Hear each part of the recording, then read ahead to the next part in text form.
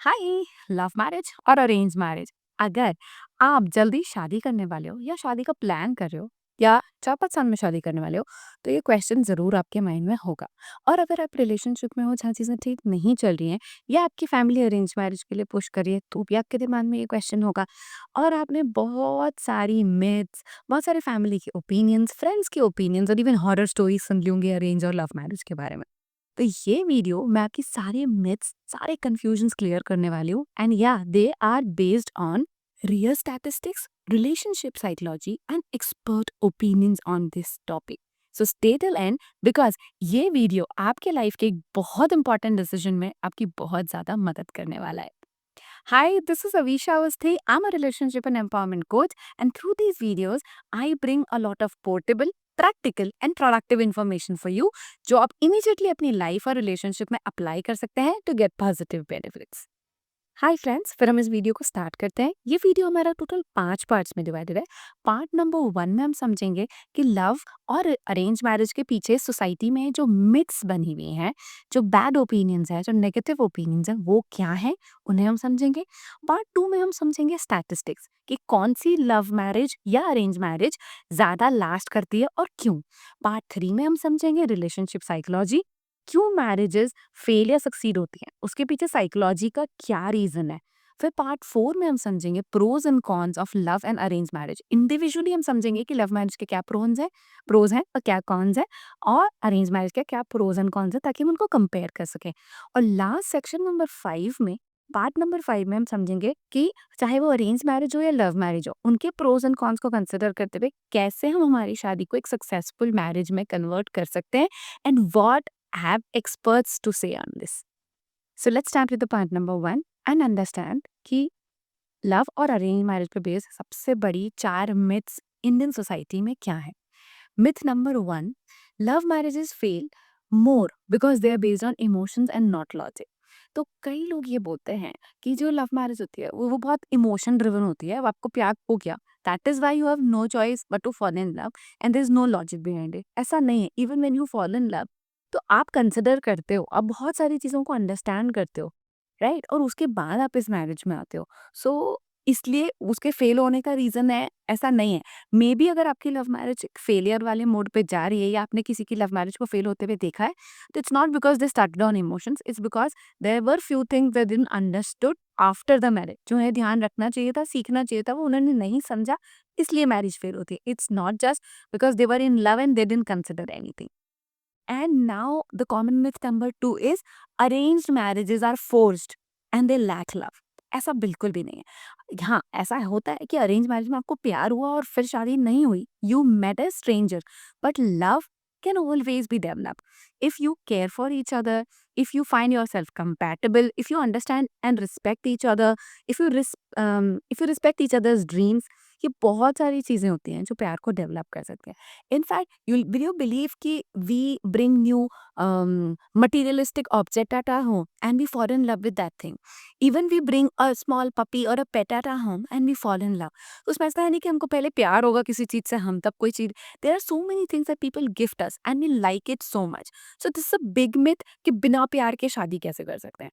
तो this is possible and this has been happening since long.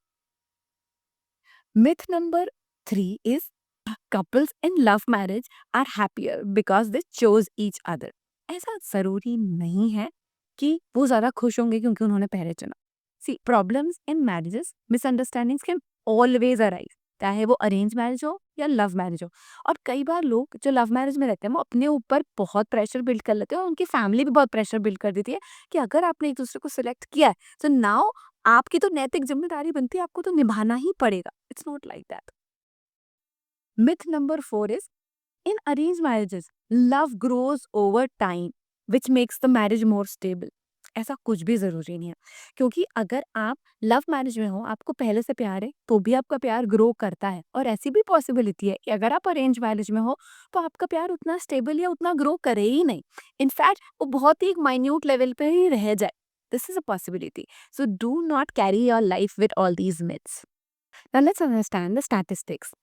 Now this is the hard part, but the fact and the studies say that arranged marriages के अंदर divorce percentage 1% है और love marriage के अंदर यही percentage 5 to 7% है। Now इसके क्या कारण हो सकता है? Let's understand. One of the very important reason is family support, because arrange marriages में फैमिलीज की सहमति से एंड ऑल इंक्लूसिव शादी होती है। तो अगर मान लो शादी के बाद कुछ अनबन होती है तो दे feel as though they are the part of this. But love marriage के अंदर बहुत सारी बार फैमिलीज उतना सपोर्ट नहीं करती हैं, ये कह के वो हाथ झटक देती हैं कई बार, या डर के भी बहुत सारे पेरेंट्स दूर हो जाते हैं कि आपने एक दूसरे को सिलेक्ट करा, ना दिस वॉज योर डिसीजन। और बहुत सारी बार लव मैरिज के अंदर इवन कपल्स भी अपने पेरेंट्स या फैमिली के पास नहीं जाते हैं, ये सोच के कि शायद उन्हें ये सुनने को मिलेगा कि ये तुम्हारा ही निर्णय था। And family support, friend support, well wisher support is a very important support when it comes to problems in relationship. तो कहीं ना कहीं लव मैरिजेस उनका लैक फेस कर सकती हैं। दूसरी चीज होती है कि जब लव मैरिज स्टार्ट होती है तो there is a lot of excitement and there is lot of expectations, because हमने उन एक्सपेक्टेशंस को डिस्कस करा होता है, which might not be true as the marriage proceeds with later years. और वो एक्सपेक्टेशन क्लैश होती है और हमें और ज़्यादा बुरा लगता है और हम वो सेटिस्फाइड फील नहीं करते हैं, बिकॉज हम एक बहुत बड़े बेंचमार्क के साथ स्टार्ट करते हैं। एक और कारण जो अरेंज मैरिज ज़्यादा सक्सेसफुल हो रही है, उसका कारण ये हो सकता है कि वो शुरू में वो एक्सपेक्टेशंस है ही नहीं। आप इंसान को जानने समझने में, रिलेशनशिप के अंदर पेनिट्रेट होने में, उसका इमोशंस को समझने आप उसका टाइम देते हो। You don't immediately expect results. इसीलिए आप देखिए कि लव मैरिजेस के अंदर जो शुरू के इनिशियल कुछ मंथ्स के अंदर ही अगर रेजिस्टेंस और ब्रेकअप आता है, बिकॉज ऑटोमेटिकली एकदम से वो एक्सपेक्टेशन क्लैश आती है। यू थॉट ये पर्सन ऐसे करता था, अभी ऐसे करता है, ये ऐसे करता था, अभी ऐसे करता है। हर दिन हर हफ्ते कुछ वो इमोशंस और एक्सपेक्टेशन क्लैश इकट्ठी होती है, all of a sudden it burst out. That is the reason के स्टैटिस्टिक्स ये बोल रहे हैं। Now let's understand the relationship psychology behind the success or a failure of a marriage. So अब चाहे आपकी मैरिज लव हो या अरेंज हो, शादी के बाद there are very similar rules that they apply, जिनको आपको फॉलो करना चाहिए, समझना चाहिए, so that your marriage becomes super successful. So here I am going to share 4 important pillars of a successful marriage. और अगर ये 4 पिलर्स नहीं समझे गए तो आपकी मैरिज चाहे लव हो या अरेंज हो, पापन होने के चांसेस बहुत ज्यादा है। The number one thing is communication. ये हमको पता है, बट कम्युनिकेशन का मतलब ये नहीं होता है कि आपके दिन भर क्या हुआ वो आपने बताया, that's one part of it. But a very important part of communication in marriages और रिलेशनशिप इज कि आप जो आपकी असहमतियां, मिसअंडरस्टैंडिंग्स हैं, कॉन्फ्लिक्ट्स हैं, उनको कैसे कम्युनिकेट करते हो। क्या आप उनको कम्युनिकेट करने में डरते हो, या आप उनको कम्युनिकेट करते हो तो आपके पार्टनर नहीं अंडरस्टैंड करते हैं, या रिफ्लेक्ट ऑन दिस कि अगर आपके पार्टनर इस तरह के कोई कॉन्फ्लिक्ट या उनके कोई अदर ओपिनियन, आपके आपके ओपिनियन से अलग ओपिनियन अगर आपको बताते हैं, तो क्या आपको गुस्सा आ जाती है और आप एकदम चिढ़ जाते हो? अगर ऐसा चला तो चाहे लव मैरिज हो या अरेंज मैरिज हो, रिश्ता बहुत अच्छे से लंबा नहीं चलने वाला है। क्यों? क्योंकि मिसअंडरस्टैंडिंग्स तो होनी ही है, फाइट्स तो होनी है, बट इनके बारे में आप क्या कम्युनिकेट करते हो, कैसे कम्युनिकेट करते हो, this makes a very very important part. The second strong pillar is compatibility. Compatibility का मतलब होता है understanding and the common values that you share. So compatibility मतलब कि अगर आपकी लाइफ को लेकर कि आपके कुछ वैल्यूज हैं, for example if somebody feel कि money is very important and their goals and everything is money driven, and another person thinks कि life is not very much money driven, you should be calm and you should be more spiritually connected, they more believe in charity rather than materialistic wealth। तो यहाँ बहुत ज़्यादा simple value clashes हैं and they might not be very compatible. पर अगर ये differences हैं but you accept and understand, then again you are compatible. मतलब कि कोई इंसान सामने वाले को छूट देता है कि I without interrupting let you earn money and live by your value and I live by my value and we respect each other. ऐसा नहीं है कि I live by my way and you live by your way और हम complain कर रहे हैं एक दूसरे को। सो कंपेटेबिलिटी का मतलब होता है कि अब आप जिंदगी में शादी के बाद आगे की पूरी लाइफ को संग गुजारने वाले हो, तो आपकी थॉट प्रोसेस, आपको चीज़ों को देखने का नज़रिया अगर मैच नहीं करेगा, बहुत ज़्यादा क्लैश करेगा, तो कंपैटिबिलिटी इश्यूज आने वाले हैं। एक्सपेक्टेशन मैनेजमेंट से एक्सपेक्टेशन सभी की होती हैं, एक दूसरे से। इनफैक्ट अगर हम कहीं ऑफिस में काम करते हैं, वहाँ भी हमारी कुछ एक्सपेक्टेशन है। अगर हम इवन बाजार में किसी से कुछ खरीदने गए, तो दुकानदार से हमारी एक्सपेक्टेशन होती है। तो मैं ये तो नहीं कह सकती आपको कि आपकी एक्सपेक्टेशंस बिल्कुल ही ज़ीरो कर दो, मगर एक्सपेक्टेशंस को कैसे मैनेज करना is very important. For example, sometimes अगर आपको ये रियलाइज़ होता है कि आपके पार्टनर की जो एक्सपेक्टेशन है वो सही नहीं है, पर आप उसको कम्युनिकेट नहीं करते हो और अंदर ही अंदर सेल्फ टॉक में उसको रिवाइज़ करते रहते हो, मन ही मन सोचते रहते हो, सामने वाले के सामने आप अच्छे बने रहते हो। तो ये एक्सपेक्टेशन मैनेजमेंट सही नहीं है। या शादी के पहले या जिस भी पॉइंट पे आप इस वीडियो को देख रहे हो, आप एटलीस्ट अपनी एक्सपेक्टेशंस को कम्युनिकेट कर सकते हो। और अगर आपकी एक्सपेक्टेशंस कम्युनिकेट करने के बाद सामने वाले ने नहीं समझी, तो आप उसको कैसे मैनेज करोगे? किस तरीके से आप किसी और तरीके से उनको बताओगे, या आप अपनी एक्सपेक्टेशंस को लोअर डाउन करके आप उसको एनालिसिस करोगे? This is all expectation management. क्योंकि मैक्सिमम क्लैशेस और कॉन्फ्लिक्ट्स अगर आते हैं, तो वो सिर्फ और सिर्फ एक्सपेक्टेशन क्लैश की वजह से आते हैं। The fourth strong pillar is commitment. Commitment का मतलब है कि हम चाहे जो हो जाए, कितनी डिफिकल्ट सिचुएशन आ जाए, एक दूसरे को छोड़ने नहीं वाले हैं। और हम इस रिलेशनशिप को, इस मैरिज को काम करने पे फोकस करेंगे, rather देन प्रॉब्लम्स को देखने पे और एक दूसरे को पिन पॉइंट करने पे। ना इसका मतलब नहीं होता है कि आप बहुत सारी प्रॉब्लम्स को सहन करो, बट इसका ये भी मतलब नहीं होता है कि अगर आप बहुत ही छोटे-छोटे लेवल पे एक-दूसरे को ब्लेम डालो और उसको बहुत बड़े झगड़े में कन्वर्ट कर दो। अगर हमारे अंदर कमिटमेंट होता है, तो हमारा एटीट्यूड प्रॉब्लम सॉल्विंग का होता है, हम सॉल्यूशन ओरिएंटेड हो जाते हैं। अगर हमारे अंदर कमिटमेंट नहीं होता है, तो हम फटाक से प्रॉब्लम ओरिएंटेड होते हैं, and it's very easy for the relationship to topple down and destroy. Now let's understand the pros and cons of an arranged marriage. So one of the pros of arranged marriage can be कि there's a huge family support, और सब लोग day one से ही बहुत ज़्यादा involve होते हैं, because लड़की या लड़का आपने ही नहीं ढूंढा था, पूरे परिवार ने मिलकर ढूंढा, सारे रिचुअल्स संग संग हुए, उसकी सहमति से हुए। तो this a very huge positive vibe, और इंडियन सोसाइटी में ये चीज़ बहुत ज़्यादा मैटर करती है। तो जब फैमिली का पूरा सपोर्ट होता है, तो कोई किसी पे ब्लेम गेम नहीं डालता, रैदर एवरीबडी टेक्स रिस्पॉन्सिबिलिटी। तो that can be a very very very important positive side of an arrange marriage.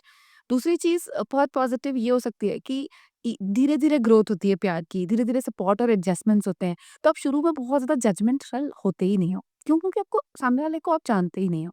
तो आप टाइम देते हो और आपकी उतनी ज़्यादा एक्सपेक्टेशंस नहीं होती है। सो ग्रेजुअल चीज़ें पेनिट्रेट होती हैं, ग्रो होती हैं, तो इनिशियल फेज़ में उनका बर्स्ट आउट होना या उनका क्लैश हो जाने के चांसेस बहुत ज़्यादा कम होते हैं। Now the cons can be, it can be initially बहुत ज़्यादा ऑकवर्ड हो जाता है, बिकॉज़ आप सामने वाले को जानते नहीं हो। तो there is a lot of time that goes into understanding, knowing each other, choices each other. तो लाइफ का बहुत ज़्यादा टाइम आप चुप और चीज़ों को समझने में निकाल देते हो, एंड वहाँ कई बार रेजिस्टेंसेस भी डेवलप हो जाते हैं, राइट? बिकॉज़ आपको ऐसा लगता है कि you are not able to feel that love, you are not able to feel that spark. तो और हो सकता है कि अरेंज मैरिज में कई बार वो चीज़ें वैसी ना निकलें, सामने वाले का बिहेवियर, सामने वाले की फैमिली वैसी ना हो। तो वो जो फिर क्लैश आता है, उसमें बहुत ज़्यादा आप सैड हो जाते हो या आपको बहुत परेशानी होती है। That can be a big negative side of an arrange marriage. And another arrange marriage का नेगेटिव पॉइंट हो सकता है कि जब अरेंज मैरिज आपकी हुई, तो it might be under family pressure या society pressure, and you might end up choosing a wrong match. Because love marriage में तो आप बहुत ज़्यादा बातचीत करके एक दूसरे को जान चुके होते हो, और यहाँ आप जान नहीं चुके होते हो। तो देयर आर इक्वल चांसेस कि सामने वाला आपको पसंद आए, आपको प्यार हो जाए और चीज़ें बहुत पॉजिटिव साइड चल जाएँ, एंड देयर आर चांसेस कि चीज़ें आपकी एक्सपेक्टेशन के विरुद्ध यानी अलग हो जाए। तो this can one of the biggest cons of arrange marriage. Now in the part 5 let's understand कि एक्सपर्ट्स क्या कहते हैं कि अगर आपकी लव मैरिज हो या अरेंज मैरिज हो, इसको वर्क करने के लिए, इसको सक्सेसफुल और हैप्पी मैरिज बनाने के लिए 3 मेजर क्या चीज़ें हैं that you should keep in mind, be it love marriage और arrange marriage. Number 1, keep dating each other. Arrange marriage का ये मतलब नहीं होता है कि आप डेट पे नहीं जाना है या वो प्यार वाला स्पार्क नहीं है। You need to create that.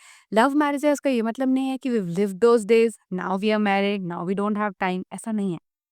Keep nurturing that spark. आप ये सोचो कि जब आपकी नई-नई शादी हुई थी, तब आपको हर वो छोटी चीज़ अच्छी लगती थी और आप कैसा बिहेव करते थे। अगर आपका एटीट्यूड प्यार लेने का होता था या देने का होता था। पर जैसे ही अगर हमारी शादी हो जाती है, तो हमारे एक एटीट्यूड में शिफ्ट आ जाता है कि हमारा प्यार देने की बजाय हम लेने में बिलीव करते हैं। जैसे इनिशियल शुरू-शुरू में जब हम किसी से मिलते हैं, तो उसकी छोटी-मोटी गलतियों पे भी हम माफ़ करते हैं। पर बाद में हम उसकी गलतियों को बहुत बड़ा-बड़ा पहाड़ बनाते हैं। तो लेट्स अंडरस्टैंड कि अगर हमारे बिहेवियर में चेंज आया, तो रिलेशनशिप में चेंज आएगा। सो मेक श्योर कि वो लव वाला स्पार्क बना रहे और एक्सपेक्टेशंस थोड़ी नीचे रहें और देने का एटीट्यूड उतना ही बना रहे। दूसरी चीज़ है प्रायोरिटाइजिंग कम्युनिकेशन। सो कई बार हम कम्युनिकेशन को बहुत ग्रांटेड ले लेते हैं। अरेंज मैरिज में हम हेसिटेट करते रह जाते हैं, लव मैरिज में हम सब ग्रांटेड ले लेते हैं। तो इस चक्कर में कम्युनिकेशन रिलेशनशिप और शादियों में बहुत ज़्यादा सफ़र करता है। तो इसलिए अगर हमारा कम्युनिकेशन अच्छा बना रहेगा, तो हम बड़े-बड़े झगड़े होने ही नहीं देंगे। हम उनको इनिशियल लेवल पे ही रिज़ॉल्व कर लेंगे। तो बी इट अरेंज मैरिज और love marriage, make sure that you communicate your feelings, और जब आपका पार्टनर कम्युनिकेट कर रहा है फीलिंग्स को, make sure you are a good listener and you understand that. Number three is building a team mindset. Now, once you're getting married, be it love marriage or arranged marriage, now you're a team together. अब आप ऐसे नहीं हो कि पाले के उस पार और इस पार ऑपोजिट टीम नहीं हो। अब आप एक टीम के मेंबर हो। तो आप जिंदगी की हर चीज को एज ए टीम देखने की कोशिश करिए। तो अगर आप ऑपोजिट टीम पे अपने आप को देखेंगे, तो आप हार या जीत की कोशिश करेंगे। पर अगर आप एक ही टीम मानेंगे, तो आप जीतने की कोशिश करेंगे। तो एटीट्यूड ये होना चाहिए कि मैं किसी को हराना या किसी को जिताना नहीं चाहता। मेरा एटीट्यूड ये होना चाहिए कि हम एक टीम है, हम एक है। अभी हमारी ज़िंदगी में एक प्रॉब्लम आई है, तो हम उसको टीम की तरह फेस करेंगे। एक-दूसरे पे आरोप, प्रत्यारोप लगाना, ये ज़िंदगी के बहुत बड़े-बड़े झगड़ों की शुरुआत हो सकती है। So now what do you feel? Love marriage और अरेंज मैरिज? आपके व्यूज़ कमेंट सेक्शन में ज़रूर शेयर करना। अगर आपको ये वीडियो अच्छा लगा हो तो इसे लाइक करिए, अपने फ्रेंड्स के साथ शेयर करिए, ताकि वो भी इन पर्सपेक्टिव को देखें और लाइफ के सही डिसीजंस ले पाएँ। और अगर आपने मेरे चैनल को नहीं सब्सक्राइब किया है, तो do consider subscribing my channel and pressing the bell icon, and I will see you in the next video. And till then, remember that you are loved and you are absolutely worth it.